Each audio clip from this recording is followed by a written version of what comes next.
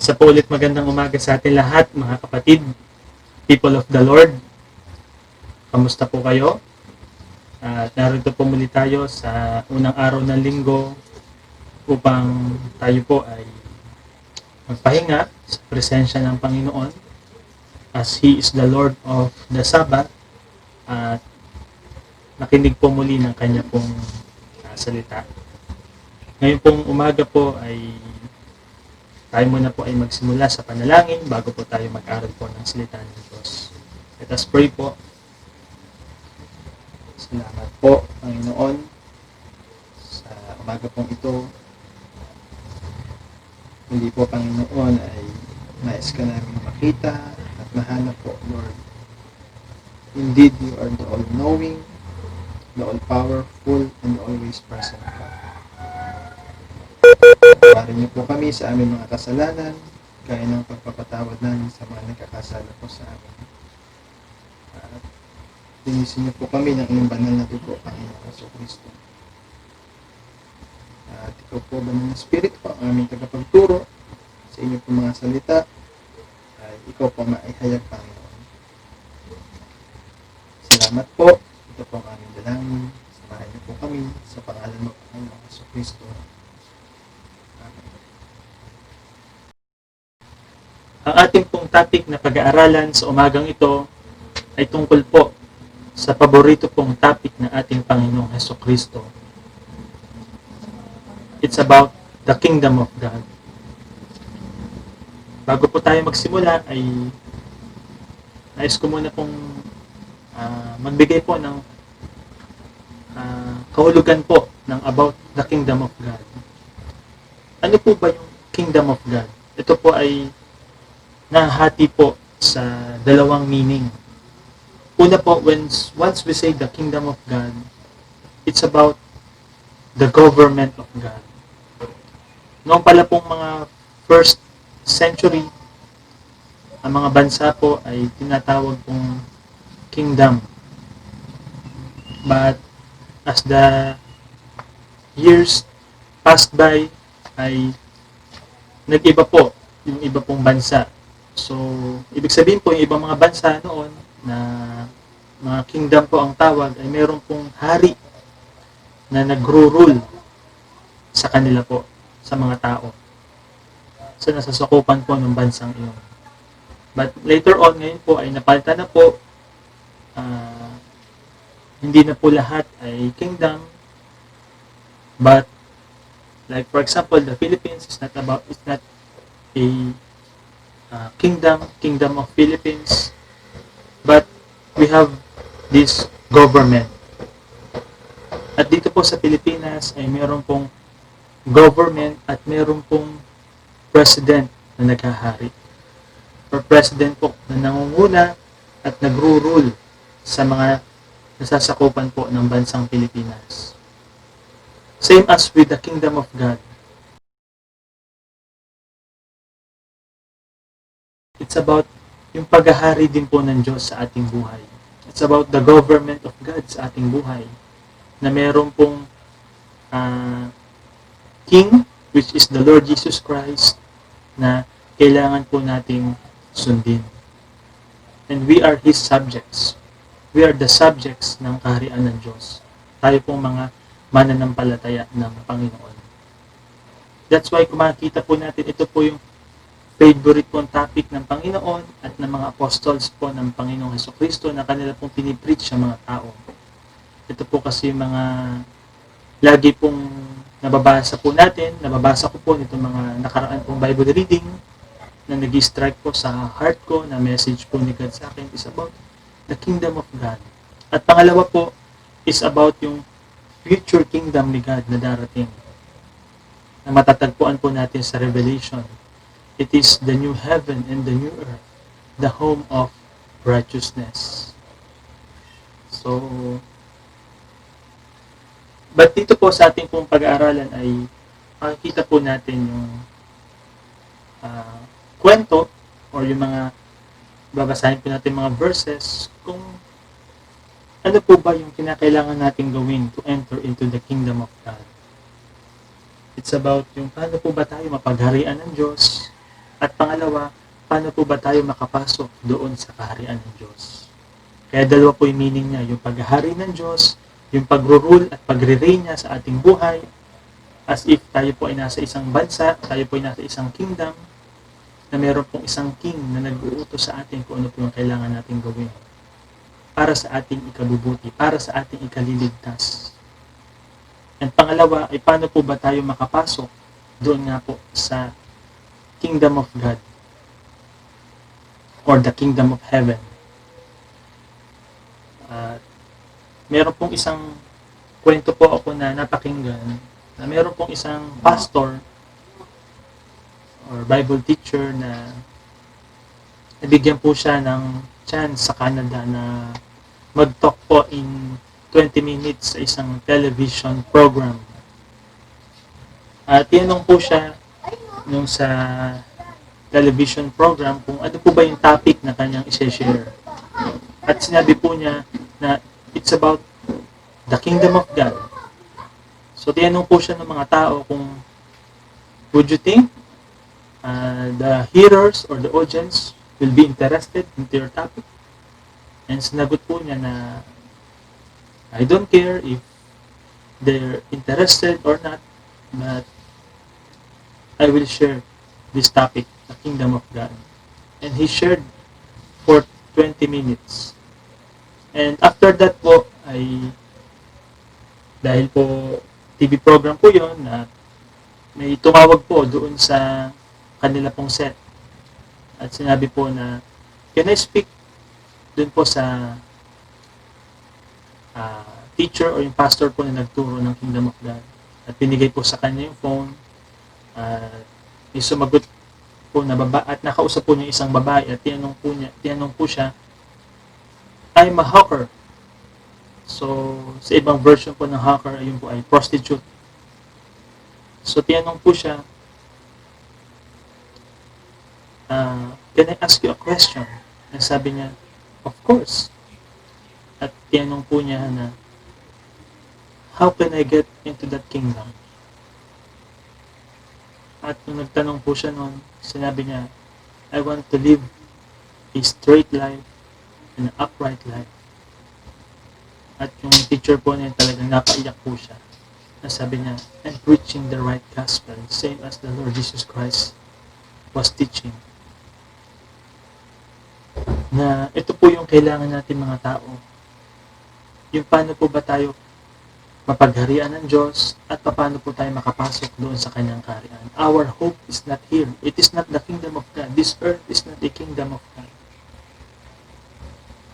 Iba po naghahari po sa mundong ito. Mapapag-aralan po natin yan. Mababasa po natin yan sa 1 John, sa John, the prince of this world, kung tawagin po ni John the Beloved. Iba po ang naghahari po sa mundo pong ito. And our hope is not here. And our hope is that our name would be written in the Lamb's Book of Life so that someday when the new heaven and the new earth, the home of righteousness, the kingdom of God ay bumaba dito sa lupa, ay we can able to enter the kingdom of God because our names are written in the Lamb's Book of Life. And that's the good news of the Lord Jesus Christ. That's why ito po yung favorite topic po ng Panginoong Hesukristo. Even si Paul. This is Paul's most often topic na nababasa ko po sa Biblia po. Mababasa po natin sa Biblia. At simulan po natin dito po sa isang parable po ng Panginoong Hesukristo about the parable of the two sons. Basahin ko po sa Matthew chapter 21 verses 28 hanggang 32 po. What do you think? There was a man who had two sons. He went to the first and said, Son, go and work today in the vineyard. I will not, he answered. But later he changed his mind and went. Then the father went to the other son and said the same thing. He answered, I will, sir, but he did not go. Which of the two did what his father wanted? Jesus said to them, I tell you the truth, the tax collectors, the prostitutes are entering the kingdom of God ahead of you. For John came to you to show the way of righteousness, and you did not believe him. But the tax collectors and the prostitutes did. And even after you saw this, you did not repent and believe him. Ito po yung kwento po ng masasalamin po natin ang dalawang uri po ng tao na inutusan po ng kanilang father. Sinabi po niya doon sa isa ay go and work in the vineyard. At sinabi po nung kanyang unang anak, the first one said, no, or I will not. But later, he changed his mind and went. And ganun din po yung sinabi niya sa pangalawa po, go and work in the vineyard. But he said, I will, but he did not went. Which of the two did what their father wanted? Sino po ba sa kanila yung sumunod? Makikita po natin dito na doon pa lang po sa dalawang uri po ng tao na yon ay hinahanap po ng Panginoon yung obedience. Sino po ba yung sumunod? Sino po ba yung nag-go and nag-work in the vineyard? Same thing po sa atin na the Lord gave us His commands. Inutusan po niya tayo. Yung mga utos po siyang binibigay para atin pong sundin. And sometimes ay ito po yung mahirap sa atin. Totoo po. Parang ayaw natin, parang mabigat sa ating pakiramdam, parang burden sa atin, parang maiiba yung ating buhay. But makikita po natin, masasalamin natin yung buhay ng una po na anak na noong una ayaw niya, but later on, he changed his mind and went. The word change his mind and went is same as he repented. Siya po ay nagbago. Nagbago siya ng isip niya. At sinunod po niya yung sinabi ng kanyang tatay. He changed his mind with corresponding action. But the other one said, I will. Sumagot siya ng positive, but hindi naman niya sinamahan ng action. It's about the obedience to the Lord Jesus Christ. Kaya tinatanong po ng Panginoon, sino sa kanila ang gumawa ng gusto ng kanilang Ama? And sinabi po ng Panginoon, I tell you the truth. Yung mga tax collectors, yung mga prostitutes, are entering the kingdom of God ahead of you. Ang mga kausap po niya dito, mga Pharisees, they are the respected, they are the religious people or Jews that time. Pero sinabihan ng Panginoon, mas mauna pang pumasok ang mga tax collector o mga prostitutes na tinuturing na lipunan ng mga makasalanan. Why? Because they repented and they followed the Lord Jesus Christ. They believed the word of God and followed the Lord Jesus Christ. They believed. Kaya po sinabi po dito ay kasunod po na verse ay paano? Paano ba makakapasok doon sa kaharian ng Diyos? Yun po yung isang magandang tanong dito po sa parable po na ito. Ay sinabi po ng Panginoon sa kanila, ito yung dahilan kung paano makakapasok at ito yung dahilan kung bakit sila mas maunang makapasok. In verse 32, sinabi po ng Panginoon, for John came to you to show the way of righteousness, and you did not believe him. But the tax collectors and the prostitutes did. Makikita po natin dito yung pangangaral po ni John the Baptist sa ilang. Kung saan po siya nangangaral sa mga tao, at mas marami po mga nakasalanang mga tao na talagang lumalapit po kay John the Baptist upang magsisi at magpabautismo. The baptism of repentance. But the Pharisees or yung mga ibang Hudyo that time, they think that they are righteous. That's why hindi po sila ah, hindi po nila ginawa yung kagaya ng ginawa po ng mga makasalanang mga tao. Tignan po natin saglit yung pangaral po ni John the Baptist sa Lucas chapter 3.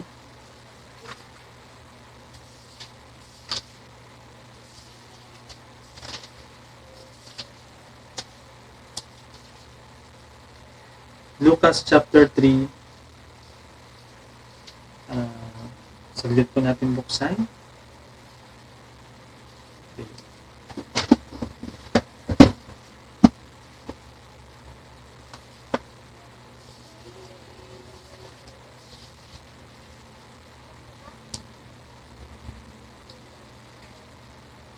Kaya sinabi ni Juan,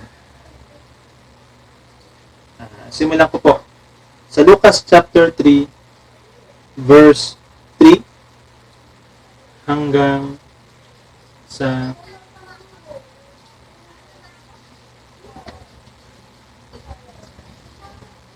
basahin po natin sa Lucas chapter 3 verse 3 po, beginning verse 3.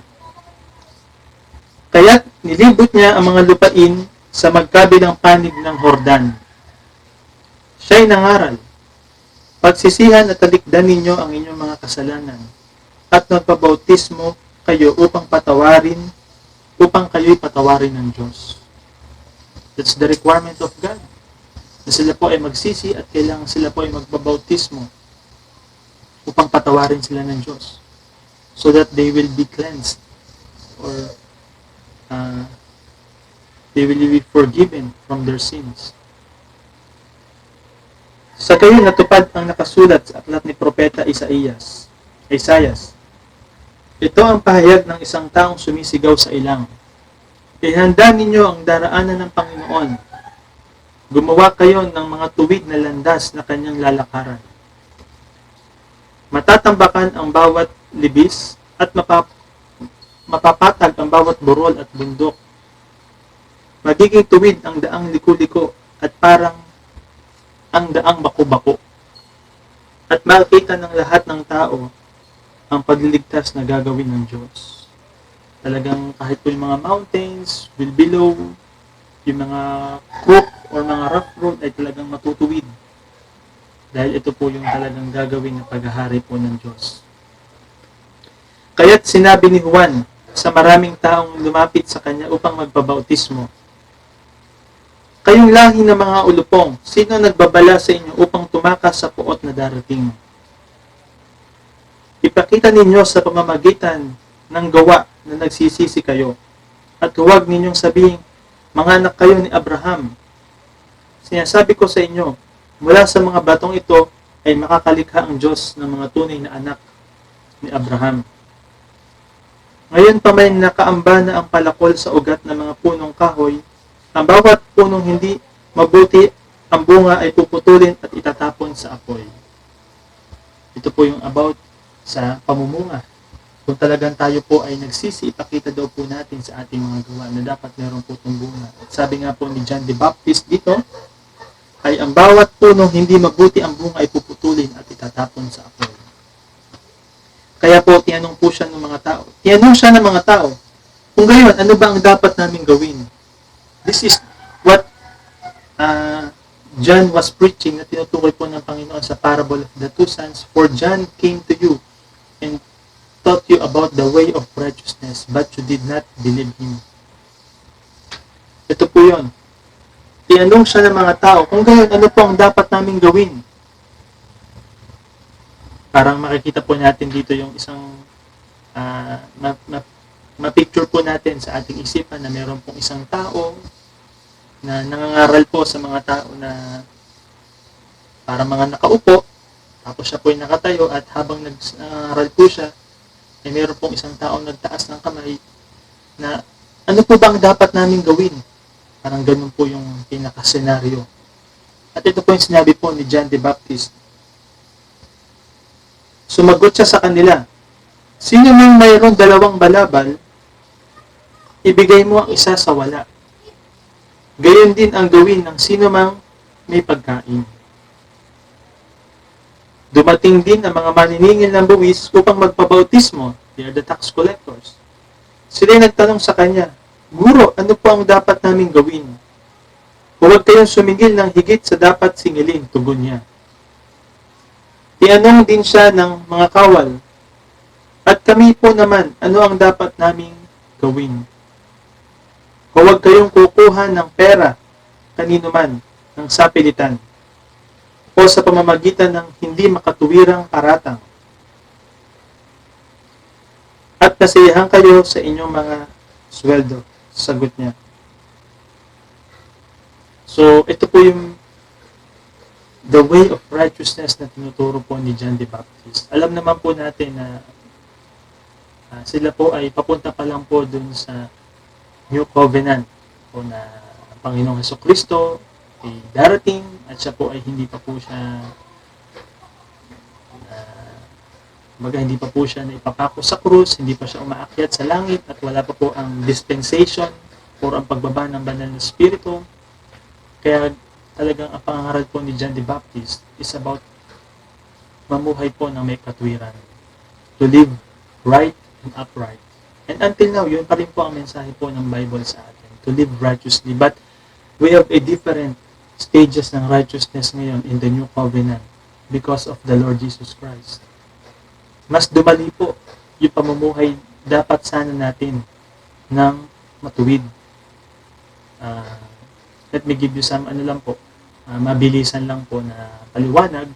Because of the gospel of the Lord Jesus Christ, the righteousness of God was revealed. Sabi po ni Apostle Paul, for I am not ashamed of the gospel of the Lord.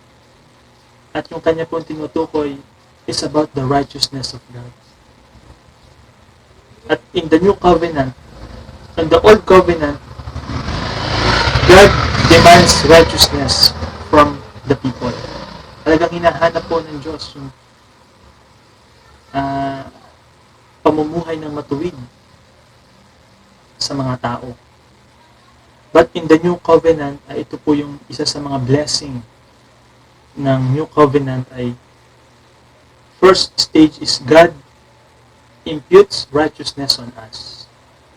Because of the Lord Jesus Christ nung namatay siya sa krus, tayo po ay na sumampalataya sa Panginoong Jesus, naniniwala tayo na siya yung naging kabayaran sa ating kasalanan, ay God declared us as righteous because of the Lord Jesus Christ. That's why the Bible says that we have peace with God.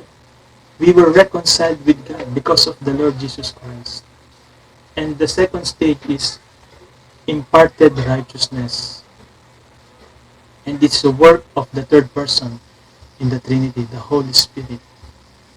Once ang tao ay meron pong banal na spirito, ay meron po siyang righteousness. Mas madali pong sumunod sa Panginoon. Mas madali pong mamuhay ng matuwid dahil po nasa atin po ang banal na spirito ng Panginoon. Kaya po si Paul, kung mapapansin po natin, tinuturo niya kina Timothy, flee from the evil desires of your youth.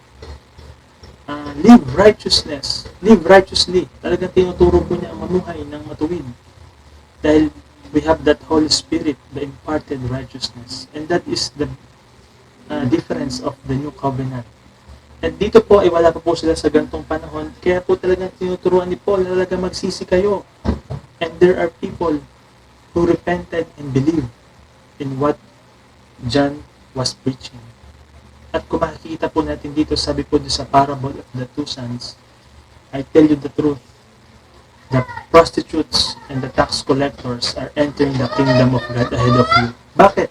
For John came, showing you the way of righteousness, kung paano kayo mamuhay. Dito sa Lucas, tinuro po ni John the Baptist, magsisi kayo, talikuran ninyo ang inyong mga kasalanan. At magpabautismo kayo upang patawarin kayo ng Diyos. At yan nga po siya ng mga tao, ano ang kailangan namin gawin? Ganito, binigay po ni John the Baptist yung mga kailangan gawin. And they responded, and they believed. That's why, ito po yung way of salvation during that time. Sabi po dito ng Panginoon sa verse 32,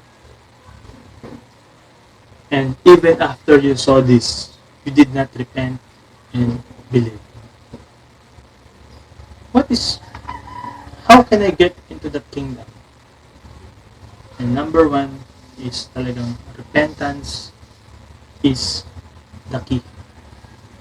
kailangan po natin ang magsisi sa ating mga kasalanan. That's why makikita po natin sa mga buhay ng apostol ng Panginoon, sa mga disciples ng Panginoon, ibang-iba po yung klase ng kanilang pangangaral. In the book of Acts, how they presented the gospel, how they preached the good news, how they preach about the kingdom of God. It's different from the tracts na mga nakukuha natin sa mga tracts, sa mga nagagawa po ng mga flyers or leaflets, mga ganyan.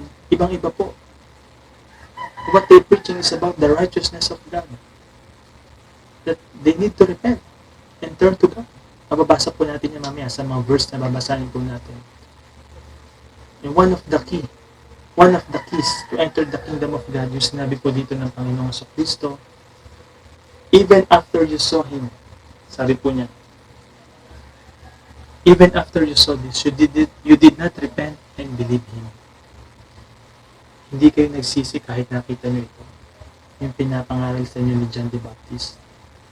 Ihanda ninyo ang daraanan ng Panginoon. Tugalin ninyo ang inyong mga landas. It's about repentance. Kaya nga po yung unang anak niya tusan ng kanyang father na go and work in the vineyard. Ay sa una parang mahirap sa kanya. But later on, he changed his mind and went. At yun yung inaasahan ng Panginoon. Yun yung sumunod. And they are the Pharisees, and they are the tax collectors and the prostitutes.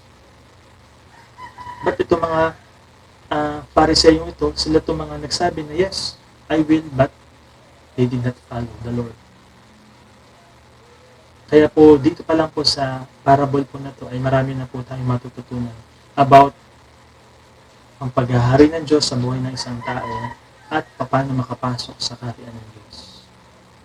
And it's a very good news sa atin na talagang imagine niyo po kung may mga ganong tao po na mga hawker or prostitutes na magtatanong, how can I get into the kingdom?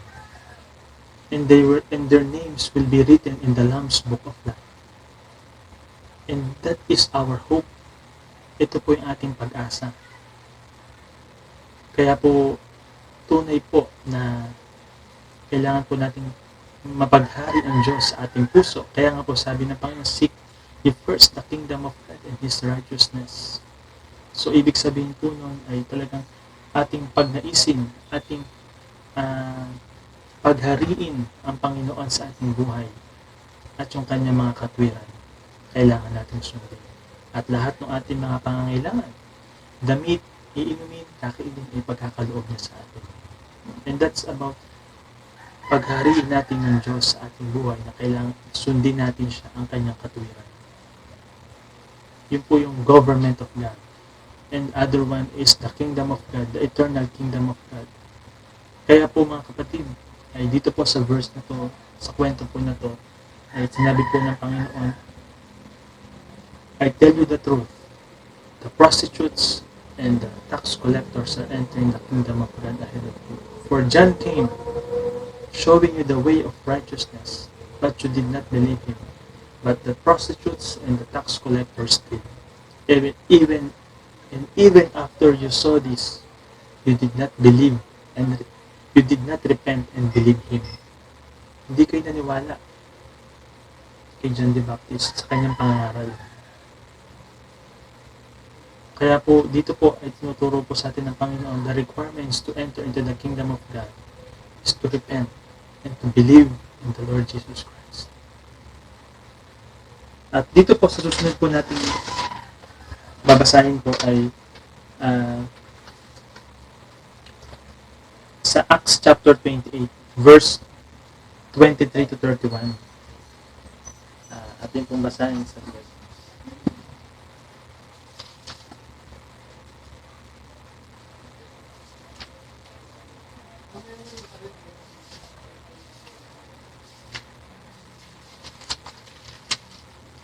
Acts chapter 28 verse 23 to 31.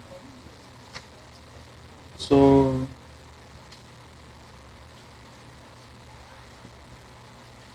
they arranged to meet Paul on a certain day and came in even large numbers to the place where he was staying. Ito po yung meron na po si Paul kasing nirerentahan na isang bahay. Probably an apartment room, ganun po. At may mga tao pong nagpunta sa kanya, a large number.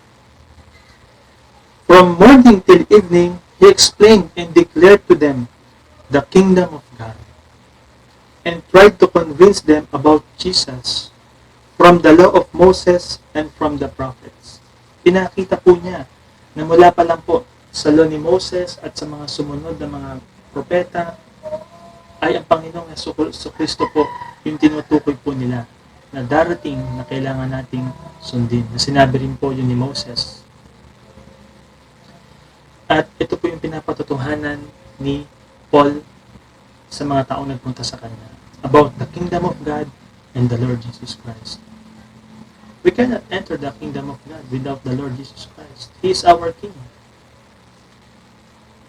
At sabi po dito in verse 24, some were convinced by what he said, but others would not believe. Meron pong nakumbinse, nanampalataya, pero meron din pong hindi. Mga Hudyo po ito, mga kausap ni Paul. Kaya sinabi po ni Paul sa kanila, they disagreed among themselves and began to live after Paul had made this final statement. Nag-disagree sila sa sinabi ni Paul at talagang they leave Paul after sabihin ni Paul itong statement na to. The Holy Spirit spoke the truth to your forefathers when He said through Isaiah the prophet. Ito po yung sinabi po ng Banal na Espiritu sa mga through prophet Isaiah, sa kanilang mga ninuno, mga forefathers ng mga Israelita that time. Go to these people and say, you will ever be hearing but never understanding. You will be ever seeing but never perceiving. For these people's heart has become calloused. Nagkameron na raw po yung kalyo, yung puso po ng mga taong ito. I remember na meron akong isang kaibigan, sa hilig niya mag-gitara, ay talagang nagkameron po ng kalyo yung kanyang mga kamay. Daliri pala, sorry po. At ang kanya pong ginagawa, since may alaga siyang hamster, ay kanya pong pinapakagat yung kalyo na yun sa mga hamster at hindi po siya nasasaktan. Kasi matitigas po yung dulo ng kanyang mga daliri sa kagigitara po. At hindi po siya tinatablan ng kagat ng mga hamster. At natutuwa po siya ng pakagat yun. And that is the condition of the people na tinutukoy po ng Banal na Espiritu through Prophet Isaiah, that their hearts were calloused. Bakit po? They hardly hear with their ears and they have closed their eyes. Nabingi na sila. Ang hirap nilang papaniwalain. Kahit sila ay nakakakita na ng mga convincing proofs ng mga miracles and wonders, sila po ay nakakarinig ng mga mensahe, ay hindi po sila naniniwala. That's why sinabi po, itong mga taong to ay callous ang mga puso. Pero binigyan sila ng pag-asa ng Panginoon, ng Banal na Espiritu, through Prophet Isaiah. Otherwise, they might see with their eyes, hear with their ears, understand with their hearts, and turn, and I would heal them. Otherwise, sabi ni Prophet Isaiah, itong mga taong to ay makinig at makakita talaga ng katotohanan, nakita nila at marinig nila at maunawaan nila sa kanilang puso and turn at sila ay magbalik loob. Sabi ng Panginoon, I would heal him. Saan sila pagagalingin? Ano ibig sabihin ng I would heal him? They will be forgiven from their sins. Kaya po talagang dito pa lang po sa Kingdom of God na tinutukoy po ng Panginoong Jesucristo, sa nauna natin binasa at ni Paul, ay yung other ay na-convince at naniwala, nanampalataya sila, nag-trust sila. At pangalawa, ay tinuturo po dito na itong mga taong itong ayaw maniwala ay ayaw maniwala, ayaw mag-repent. Kaya sabi, otherwise, kung sila ay kung sila ay magsisimulang munawa, at pakinggan, at talagang makita nila yung katotohanan at sila ay kung mag-turn sa Panginoon, magbalik noon, I will heal him. Repentance po ang tinutukoy po dito ni Prophet Isaiah. At ito po yung kasunod. Kaya po, sabi nga po ni Apostle Paul, Therefore, I want you to know that God's salvation has been sent to the Gentiles and they will listen. Kumbaga, yung mga chosen people ng Panginoon na matitigas ang puso, matitigas ang ulo, ay maniwala, ay kaya yung salvation po na to, na tungkol sa righteousness of God, ang Panginoong Hesukristo, ay naipadala rin po sa mga hentil. And they will listen. Dahil mas maniniwala pa po yung mga hentil. Kumpara dun po sa mga Hudyo na tinutukoy po ni Prophet Isaiah. It's same as na sabi ng Panginoon, I tell you the truth. The tax collectors and the prostitutes are entering the kingdom of God ahead of you. Kaya po talagang dito po ay mache-check ko po yung aking puso. Ano bang pinagaharian na ako ng Diyos? And did I repent from all of my sins? How is my faith with corresponding action with the Lord? So talagang sabi nga po dito, even sa mga hentil, pinadala na po ng Panginoon yung kanyang salvation. And they will listen. At ito po yung maganda. Kasunod po. So verse 30. For 2 whole years, sa loob ng 2 buong taon, Paul stayed there in his own rented house. Meron po siyang nire-rentahang bahay. And welcome all who came to see him. Boldly, without hindrance, he preached the kingdom of God and taught about the Lord Jesus Christ. Praise God. Purihin po ang Panginoon. Napakaganda po na sinabi po dito ng Panginoon. Nakagaya po ni Paul na nasa bahay lang siya at may nire-rentahan siyang bahay. Wini-welcome niya lahat ng mga taong pumupunta sa kanya na gusto siya makita. And boldly, without hindrance, he preached about the kingdom of God and about the Lord Jesus Christ. Pwede rin pala tayo, kahit tayo nasa tahanan, pwede tayo mag-share about the kingdom of God and about the Lord Jesus Christ, like nang ginawa po ni Apostle Paul. For 2 whole years, he boldly and without hindrance preached the kingdom of God. Why? Dahil ito po yung kailangan ng mga tao. Ang malaman nila na kailangan natin pagharian ng Diyos at kailangan natin makapasok sa kaharian ng Diyos someday, that our names would be written in the Lamb's Book of Life sa Revelation. Actually, hindi po ako nananakot, pero sa Revelation ay yung mga tao po na hindi nakasulat sa aklat ng buhay ay nakakalungkot po at nakakatakot ang sasapitin. Kaya po ganun po ka-eager sina Apostle Paul. At ito po yung favorite topic po ng Panginoon Jesucristo about the kingdom of God. Kaya nga po, di ba doon sa Acts chapter 1 verse 3, na even after ng kanyang yung kumbaga po yung kanyang bago siya ascend, nung siya po ay mamatay at nagstay siya dito sa lupa before he was ascended into heaven, sabi po sa Biblia, he stayed with them 40 days and taught about the kingdom of God. Sa Acts chapter 1 verse 3. Talagang bago po siya umakyat sa langit, nagturo po ang Panginoong Jesucristo ng 40 days about the kingdom of God. And this topic is the favorite message of the Lord Jesus Christ. And yung solution po talaga dito is repentance and believing in the Lord Jesus Christ. Dito po sa ating pong remember yung parable of the sower. Kung mababasa po natin doon, ano po ba yung meron pong maghahasik na naghahasik ng buto,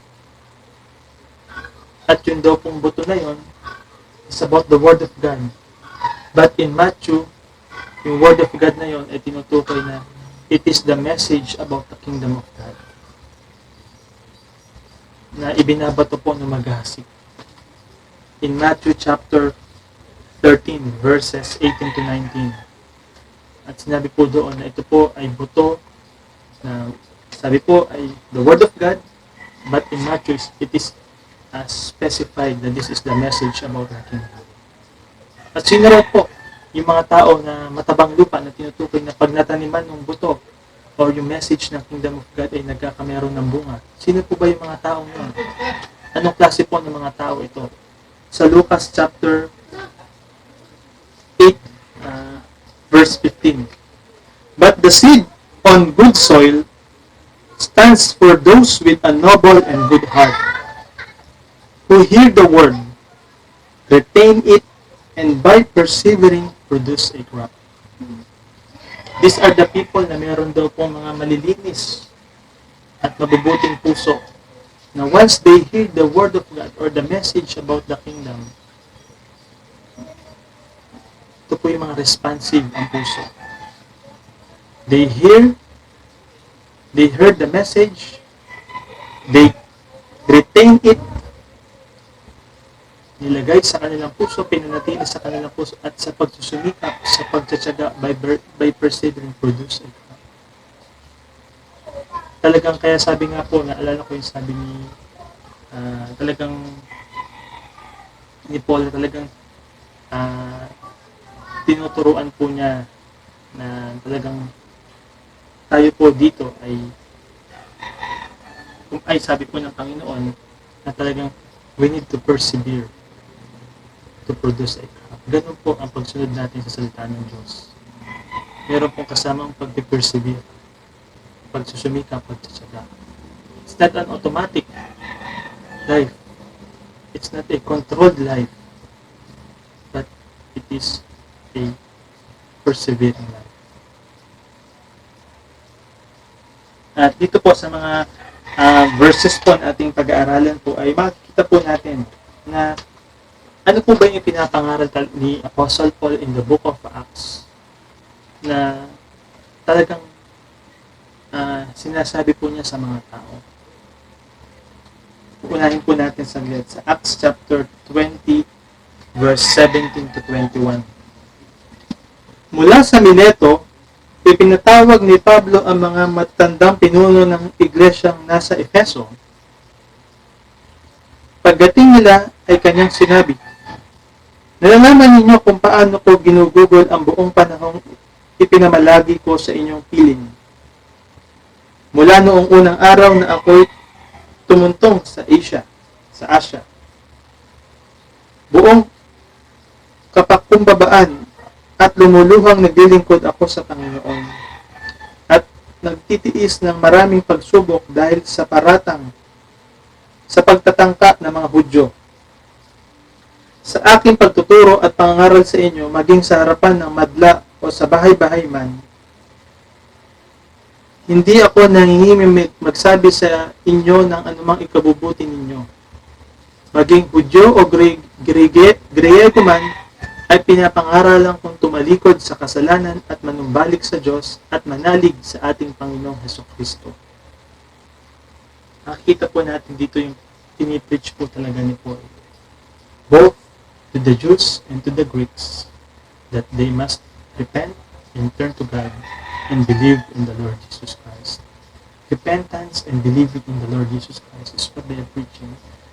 Kasama na rin po doon yung kanilang pagkapabautismo sa pangalan ng Panginoong Hesukristo at yung pagtanggap nila ng banal na Espiritu. So, but these are the two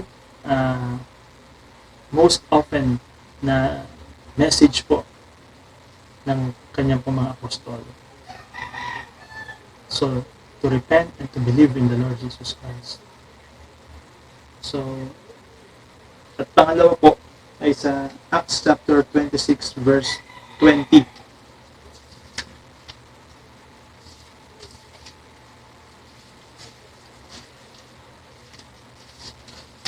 Acts 26 verse 20.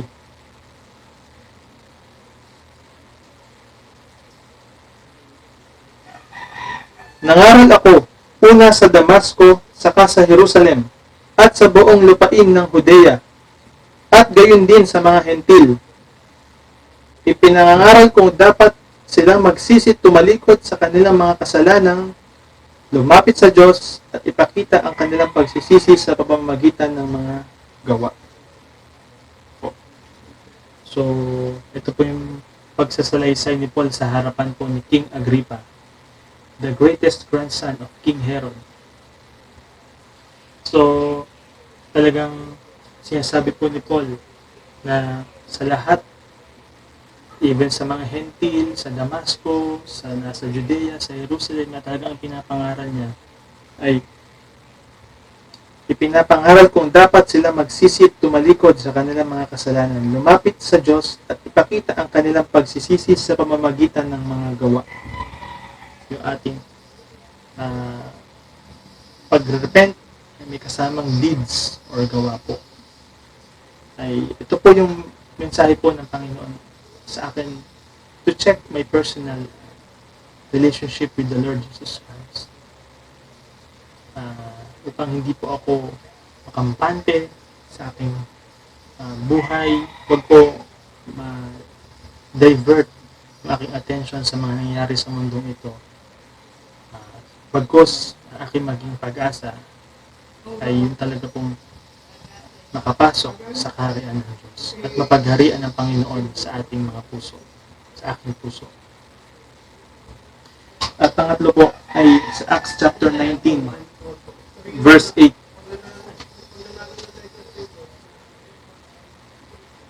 Sa loob ng 3 buwan, si Pablo ay pumapasok sa sinagoga at buong tapang na nagpapaliwanag sa mga naroroon at hinihikayat sila tungkol sa kaharian ng Diyos. Grabe po, ginagawa po ni Apostle Paul. Sa loob ng 3 buwan, talagang si Pablo pumapasok sa sinagoga at buong tapang na nagpapaliwanag sa mga naroroon at hinihikayat sila tungkol sa kaharian ng Diyos. He was preaching, he was encouraging them about the kingdom of God. Na ito po yung kailangan natin mga tao. This is our hope to enter into the kingdom of God. Kaya po talagang mapalad po tayo na nakakabasa ng Biblia at na papakinggan po natin, nakikita po natin itong mga katotohanan po ito. At talagang ito po ay sinabi din po ng Panginoon sa lagi po natin nababasa sa Matthew chapter 4 verse 17 ay talagang tinuturo po niya na ang tao ay kailangang magsisi because the kingdom of God is at hand. At kagaya po nito sa saglit po natin buksan sa Matthew chapter 4 verse 17. Magmula noon ay nangaral si Jesus. Itinuturo niyang magsisi kayo at talikuran ang inyong mga kasalanan sapagkat malapit na dumating ang kaharian ng langit. Ito po yung the kingdom of heaven is at hand, ay malapit na po dumating. Kaya ang mga tao po ay tinuturuan po niya na magsisi sa ating mga kasalanan. Because that time, ang mga tao po na nandoon na namumuhay ay ang mga taong nasa kadiliman ay nakakita ng maningning na ilaw. Sa mga nakatira sa ilalim ng kamatayan ay sumikat ang liwanag. And that was the Lord Jesus Christ. Sila ay nakakita ng great light. A light has dawned. Sumikat sa kanila ang araw, ang isang liwanag. Dahil ang mga tao po noon ay living in darkness and in the shadow of death, sabi po sa English. Sila po ay nasa kadiliman at nakatira sa lilim ng kamatayan. They are in danger. That's why the Lord preached to them na magsisi kayo sapagkat malapit ang dumating ang kaharian ng langit. And that is the key. One of the keys to enter into that kingdom of God. Kaya po, ito pong mensahe po ng Panginoon sa atin ay our hope, gawa po sa buhay natin ito. Sa Corinthians at sa Galatians ay nabanggit din po doon yung mga hindrances to enter into the kingdom of God. And it's all about sin. It's all about sins that will hinder us to enter the kingdom of God. Nasa Corinthians po at nasa Galatians. That's why meron po tayong God declared us as righteous, and we have that, we are meron tayo ay nagkameron ng tinatawag na imputed righteousness at imparted righteousness.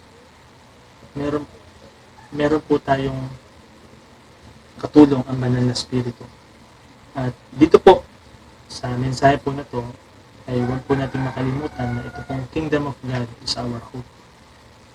And how to get into that kingdom is to repent and to believe the Lord Jesus Christ. Salamat po, at nawa po ay ito po yung ating maibahagi sa mga mahal natin sa buhay. Alam ko po na ilan po sa atin ay alam na po itong mensahe na to. Kumbaga po ay ito po ay nagawa na po itong mga ganitong bagay, and it's a message for us to reflect from time and time again and to share it, the message about the kingdom of God and the Lord Jesus Christ. Salamat po, at pagpalain po tayo ng Panginoong Kristo sa pangalan ng Ama, ng Anak at ng Espiritu Santo, sa pangalan ng ating Panginoong Kristo. Amen.